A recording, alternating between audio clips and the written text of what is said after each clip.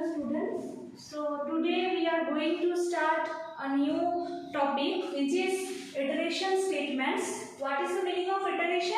Iteration means repetition, means in a loop. Suppose we will give a certain condition, and if this condition holds true, then the set of statements inside that condition will be repeated again and again. Means it will form a loop. Okay, it will form a kind of loop. So iteration means iteration statements or looping statements also we can tell. This one, iteration statements or looping statements. Okay. So there are basically three kinds of iteration or looping statements. What are they? For, first one is for, second one is while, third one is do while loop. Now you see, for loop is what? What is the syntax of for loop? For, in bracket, we write the initialization statement, then we write the test expression, then we write the increment decrement, then the for statement is over, then comes the body of the loop. This is the syntax for the for loop. We will see with an example, then it will be clear. Okay. Now while loop is what? First we give initialization, means the variable for which we are performing the looping operation. For this variable first we have to do the initialization, then that variable must be given some condition using the while, then inside this the body of the loop, means the thing that we want to write, then increment decrement. Okay. Then comes do while loop. In do while loop first is initialization, then comes do, then the body of the loop, then increment decrement, then in the last moment comes the test expression, means while test expression. Okay. Now you see this for and while loop, both these are known as entry controlled loop. This you must remember. I have told you in class 11 also. This is very important. You have to remember this one. This for and while loop is known as what? Entry controlled loop. And this do while is known as exit controlled loop. Clear? Why this is known as entry control and why this is known as exit control? You see here, first the variable that we want to use in the looping statement, this variable needs to be initialized in the for loop, in the for statement. Then we give the test expression for that variable, means the condition which the variable need to follow. Then comes the increment decrement operation, then the body of the loop. Okay. So you see where the test expression is written. Here means in the for loop first the variable will be initialized, then the variable will check the necessary condition, then it will enter into the loop. First it will check the condition, then it will enter inside the loop. Similarly in while loop also, first initialization will be done, then condition will be checked. If the condition is true, then only it will enter into the loop. Okay. So here you see, in both the cases, first we are checking the condition and then we are moving into the loop, inside the loop. Okay. First the condition is checked. So before entering into the loop, we are checking the condition, means it is entry control. While we are doing the entry inside the loop, before the entry we are checking the condition in both these cases. So that's why it is known as what? Entry control loop. Clear? And in do while loop you see, first we have done the initialization, then do, then body of the loop, then increment decrement. In the last what we are doing, we are checking the condition of the variable, that whether it is satisfying the condition or not. So what we are doing here, we are performing all the operations, we are moving inside the loop, and after coming out of the loop we are checking the condition. So that's why it is known as what? Exit control loop. Means after exiting from the loop, it is checking the condition, whether it is true or false. That's why another thing that you have to remember for do while loop, that do while loop is executed at least once if the condition is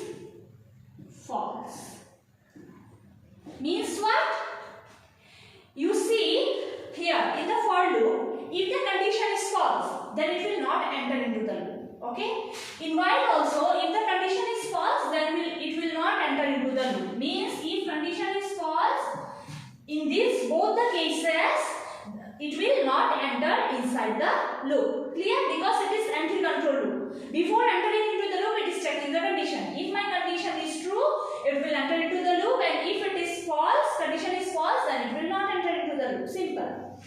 But in the do while loop, you see here, before entering into the loop, is there any condition? No, there is not any condition. So if the condition is false also, then how it can recognize that one? Because after coming out of the loop, it is getting the condition. So before that, how it can recognize that whether the condition is true or false? So if the condition is false also, then also it will enter into the loop. First, it will do the initialization, then it will enter into the loop, and then it will check the condition. Means if the condition is false also, then also it will be executed at least once. But in the case of for and while loop, if the condition is false, then the body of the loop will not be executed. But here in do while loop, if the condition is false also, then the body of the loop will be executed at least once. How you see? Suppose we are writing here initialization statement like I equal to 1. Okay? And body of the loop we have written something.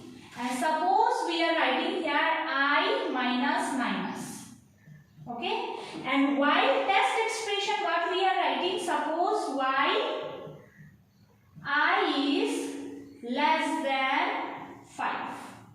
Remember, always in the while condition C, after while we don't give any semicolon. But in do while, after while we have to give semicolon. Okay, this you have to remember, this semicolon. Now you see this one, how it is executed at least once you see. I is initialized to 1, means I's value is what? 1.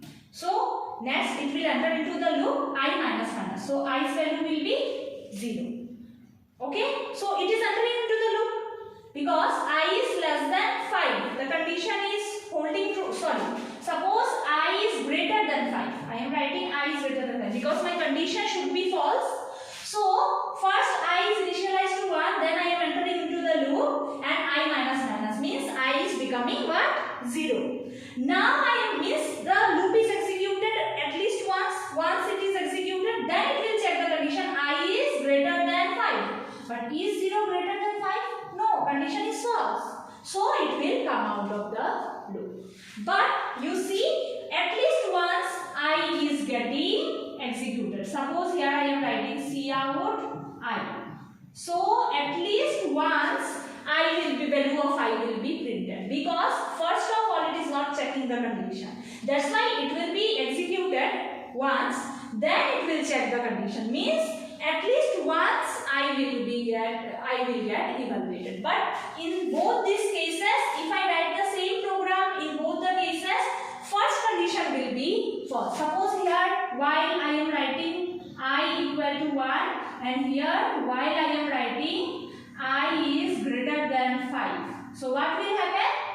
After I is initialized to 1, it will check the condition is 1 greater than 5. In the first case, condition is false, so it will not enter into the loop. But in do while loop, it is entering. At least once it is entering. So this is the difference among these three loops: for loop, while loop, do while loop. Next we will see along with an example. Okay. Now you see this program for loop. This is a program, suppose program to print first 10 natural numbers. Suppose program to print first 10 natural numbers. Okay, this is the program. So for this is the header file. Then int main. Then we are initializing. We are declaring one variable, that is I. So I is initialized. I is having some memory location. Okay. Now we are using this for loop. We can write this using simple C++ program also, without any looping statement. Program to print 1 to 10. Cout 1, cout 2 we can write. But what if my program is like this? That is program to print first 1000 natural natural number. How many times you will write the cout statement? So for this case, we have to write an iteration statement. So see, only one time we have written and it will print the required result. Okay. So here you see, first initialization statement, for loop syntax. You have to remember. Always remember the for loop, while loop, do while loop syntax. Syntax are very important. Okay. So for this is what initialization statement. Then comes the condition. That is the test expression. Then comes the increment decrement. So 1 to 10 means the numbers are incrementing. So we have to use the incrementing statement. Okay, not decrementing. So first one is what? First and natural numbers means 1 to 10. So it will start from 1 and it will end up to 10. So it is starting from 1. So I equal to 1. We have initialized the value of I to be 1. Then we are testing the condition I less than equal to 10. Condition is true. What is the value of I? 1. I is less than equal to 10. Condition is true. So what it will do? See how the for loop works. I am writing here. You see. You have to understand this one clearly. How the for loop works. Return 0. See. First, it will initialize the variable. Then it will go to text expression. From this text expression, it will come to the body of the loop. From the body of the loop, it will go to increment decrement statement. Then it will again test the condition like this. This is the loop. And this initialization statement will be executed only one time. That is, first time only this initialization statement will be evaluated. Then the loop will move like this. This is the loop. Clear? So I value is 1, I is less than 10, condition true. So what it will do? It will come here. Cout backslash and I means output will be what? Output I am writing here. So output will be what? Sorry, output I am not writing here. Output suppose I am writing here, or else there will not be enough space. So you see the output. First one will be printed 1. Okay. From here it will go here. What it is evaluating here? Plus plus I means from 1 it will add another 1 means 1 plus 1, that is the value will be 2. So I's value is what? Now 2. Now it will again check the condition. 2 is less than 10. True. It will again come to the body of the loop. So what it will print? Backslash n is next time and 2 will be printed.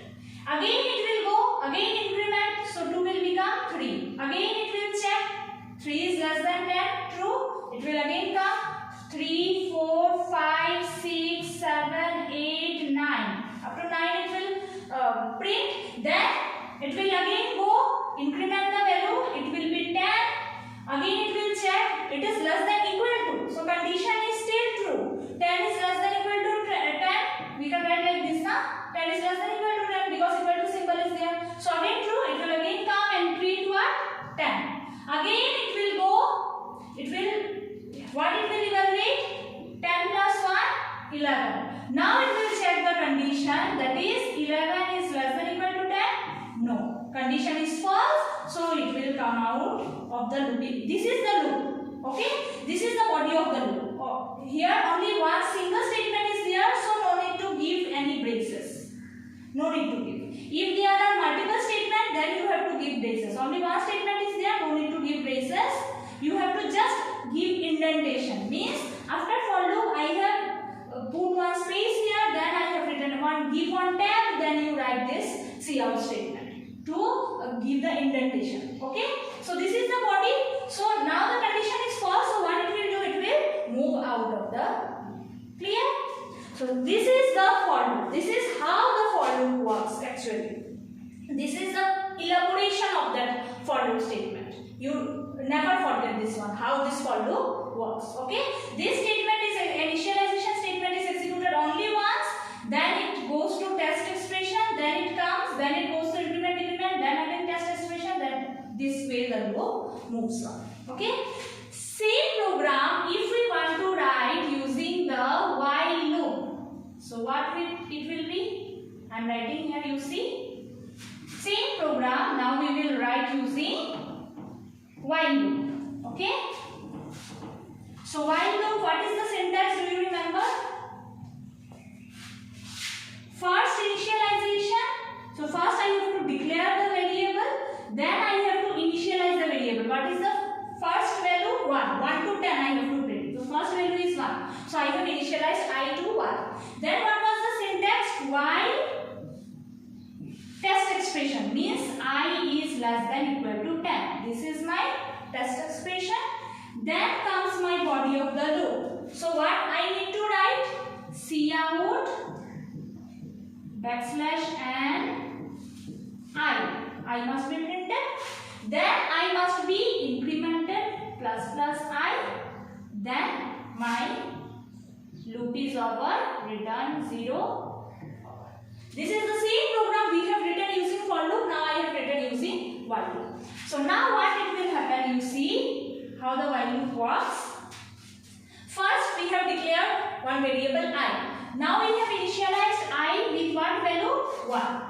While I less than 10, condition is true, it will enter into the loop. Cout \n I, what will be the output? What will be printed? I is having 1. So 1 is printed. Next, ++I means 1 will be incremented to 2. Now from here it will again go to while loop. Okay, this bracket suggests it needs to go to the earlier one, means where the bracket has opened. Before that statement it has to move. So it will move to the while statement. Now 2 needs to be checked. 2 is less than 10, condition is again true. So it will again enter into the loop and print 2. Then it will be again incremented to 3. So 3 is less than 10, true. 3 will be printed. Like this it will print. It will go on printing 8, 9 up to 10 it will print. Okay, 10 is also, the condition is satisfied, so 10 will be printed. Now from 10, when I will be incremented, the value will be 11. So it will again go and check the condition. Now 11 less than equal to 10, condition is false, condition is false.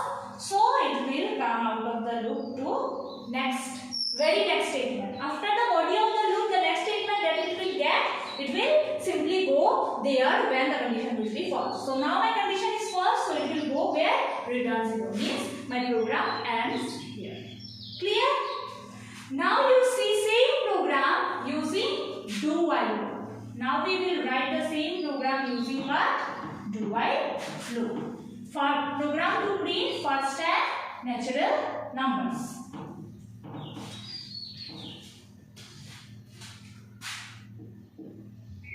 Do while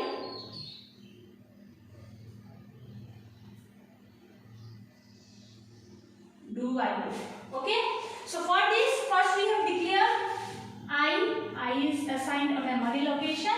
Now we are initializing I with 1 because my first value is 1. From 1 to 10 we need to print. So we are initializing I to what? 1. Now we are giving do statement. Okay, you remember the syntax? Do, then comes the body of the loop, means cout \n I. Now ++I means increment operation. Then do loop is closed while test expression semicolon. Don't forget to give the semicolon in do while statement. Okay. Then return 0 and program ends here. Okay. Now how this will be performed? I is initialized to 1. Then do, it will enter inside the loop. Cout \n I will be printed. Without any test expression, without any checking of the condition, it will simply enter into the loop. It doesn't know what is the condition given. So after initialization, it will simply enter into the loop without checking any condition, because do while loop is what? Exit control. Okay. So now 1 is printed. This is the output. 1 is printed. Now ++I means what will be the value of I? 2. Okay. So now it will come here and it will check the condition. Okay. I means 2 is less than equal to 10. Now condition is is true, it will go again here. From here it will go again here and 2 will be printed. Then plus plus I means from 2 it will be 3. Again it will check the condition 3 is less than equal to 10. True. So it will again go and print 3. Similarly it will go on printing up to 10. 10 is printed. So 10 is less than equal to 10. It will go. 10 will be printed. Then plus plus I means i's value will be 11. So now it will come out and check. 11 is less than equal to 10. Condition is false. So it will not go again. It will simply come out of the loop. Means when the condition will be false, it will simply come out of the loop, and the very next statement that it will get, it will execute that statement. So here the very next statement is what? Return 0. So it will execute return 0 means my program has ended here. It will print the first 10 natural numbers like this. So I think this is clear. For loop, while loop, do while loop. This is clear. So next we will be moving to a program that is given in your book, factorial of a number. Now you see this program which is in your page number 31, program number 1.8, program to print factorial of an integer. This we have done in class 11 also. I am repeating it again. You see, factorial means what? Suppose I want to find factorial of 4. So means what? 4 into 3 into 2 into 1. Suppose factorial of 6 means 6 into 5 into 4 into 3 into 2 into 1. Like this it must be printed. Okay, result. So here if you see, you can see here that 4, then it is coming 3, then it is coming 2, then it is coming 1. So here what is the sequence? The sequence is decrementing. So this thing we have to do inside our program. Okay. So let's do. First of all, we need I, one variable, num, one variable, and for calculation of factorial, we need fact. Fact I have initialized to 1. Why it is like this? Because always remember, we have to do the multiplication like this. No? Suppose 4 factorial of 4, we have to do the multiplication. So whenever we want to do any multiplication and we have to store into some variable, then that variable must be initialized to 1. This thing you remember. If we want to do anything sum, suppose 5 plus 3 plus 2, suppose we have to do sum, then we have to initialize the sum variable to 0 and then we perform the sum operation. Similarly, during multiplication, we have to initialize first that multiplication variable to 1. Because if we initialize 0, then 0 into anything it will become 0. That's why we initialize 1. And for sum, if we initialize sum value to 1, then if this value is evaluating 10, then extra 1 will be added and the output will come out to be 11, which is wrong. So that's why sum value is always initialized to 0. If anything you have to do sum, then always initialize the sum value to 0. And if you want to do any multiplication, then always initialize it to 1. Clear? So now you see why we have taken these two variables. This num, okay, for integer, for storing the integer. But why this I is used? We will see. Okay. So here we have taken 3 variables. Now enter integer. How the output will come? I am showing you how the output will come. This is the output screen. Suppose first it is telling enter an integer. Enter an integer. So suppose I am entering 4. So this 4 will be stored where? Num. So num is having what value? 4. Clear? Now come to next statement. I equals to num. Means we are storing the num value to I. Means what is the value of I? 4. Why we have used this extra I value? Because this original num value will be lost when we will perform the factorial operation. This value will be lost. So in order to retain the original value, we have used another variable, that is I. We will use it later on in the program. Okay. So for this retaining of the original value, we have put another variable. So now you see while num means while 4. While num be a non-zero value. When this num will be non-zero value, then the condition is true. And if num is 0, then the condition will be false. When the num value will be 0, condition will be false. So now, what is the value of num? Num value is 4. So it is true. So it will enter into the loop. So what it is getting? Fact equal to fact into num. Now you see another variable fact. So what was the original value of fact? We have assigned 1. Now fact equal to fact into num. What it will do? What is the value of num? 4. What is the value of fact? 1. 4 into 1, what will be the value? 4. So it will store where? Fact. So fact is now 4. Okay. So my this one is coming. Suppose this is my integer, no? So it must come like this: 4 into 3 into 2 into 1 like this. So 4 is coming. Okay. Now you see we have to decrement the value. So minus minus num. So num value is what now? 3. Num value is decremented. See, original value is not there. So in order to store the original value, we have assigned another variable. Okay, because this value will go on changing. So now num is what? 3. So it will again move to this condition. From this, it will move to again this condition. While num, now what is the value of num? 3. Now also the condition is true. So again it will enter fact equal to fact into num. What is the value of fact? 4. 4 into 3, what is the value? 4 3 is 12. So fact value will be now 12. Now minus minus num means num value will be 2. Okay. Again it will go while 2, condition true. Again it will come fact equal to fact into num. What is the value of fact now?